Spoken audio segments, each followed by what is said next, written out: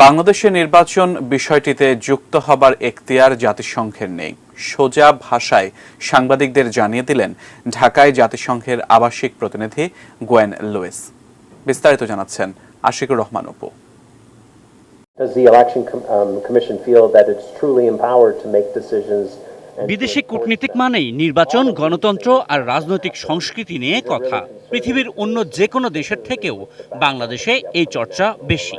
কূটনীতিকরা যেমন এসব নিয়ে কথা বলতে চান, তেমনি সংবাদকর্মীরাও কূটনীতিকদের বেশি বেশি প্রশ্ন করেন দেশের অভ্যন্তরীণ রাজনীতি নিয়ে। এই উৎসাহে যেন একটু জলই ঢাললেন ঢাকা নিযুক্ত জাতিসংঘের আবাসিক প্রতিনিধি গোয়েন লুইস। মঙ্গলবার জাতীয় প্রেস ক্লাবে ডিক্যাপ টক অনুষ্ঠানে তিনি সাফ জানিয়ে দেন, বাংলাদেশের নির্বাচন বিষয়টিতে তিনি তখনই মাথা ঘামাতে পারেন যদি জাতিসংঘের সাধারণ পরিষদ বা নিরাপত্তা পরিষদে এ বিষয়ে সিদ্ধান্ত হয়, অথবা যদি বাংলাদেশের সরকার এ বিষয়ে নিজে থেকে সাহায্য চায়। To decide to engage in the elections is not our decision. It is a government decision if they would like assistance. And so unless I get a specific request from the Security Council or from the General Assembly or from or a country, there's no mandate for the UN in elections. অনুষ্ঠানে রোহিঙ্গা ক্যাম্পে আসা অর্থ ব্যয়ের হিসাব চাওয়া হলো জাতিসংঘের প্রতিনিধির কাছে। বললেন হিসাবটা জটিল, কিন্তু টাকা রোহিঙ্গাদের পেছনেই খরচ হয়, অন্য কোথাও না। মাত্র 7% জাতিসংঘের প্রশাসনিক খরচে লাগে। তবে অন্য এনজিওগুলো কত শতাংশ ব্যয় নিয়ে থাকে সেটা তিনি জানেন না। Every different organization takes a different administrative percentage. So an NGO would take a certain amount, the UN agency would take a certain amount. On average, it's for the UN it's about 7%. 7%. So that would cover staffing, the offices, security, all of the different aspects of it. But I can't give you the specific number for the appeal because I just don't have it at the top of my head. I'd have to look through it.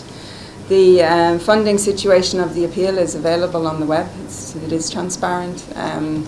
So about the overall funding, but the exact amount of the administrative costs is. So will you make it public that this amount of money goes to for administrative costs? This amount of money.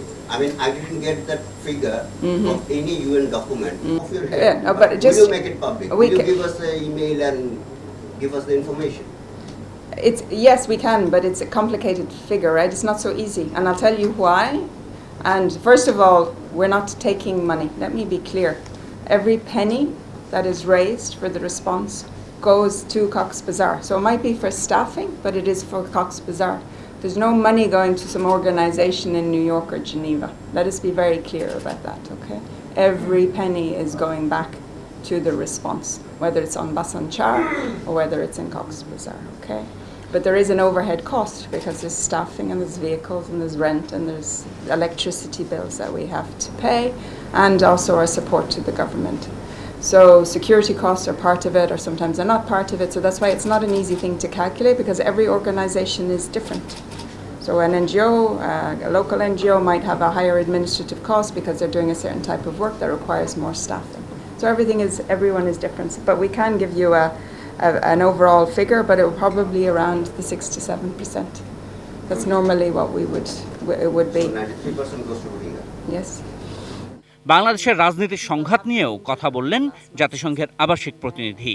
বলছেন, সংঘাত বা মৃত্যু কাম্য না, এটা কমাতে রাজনৈতিক সংলাপে গুরুত্ব দেন তিনি।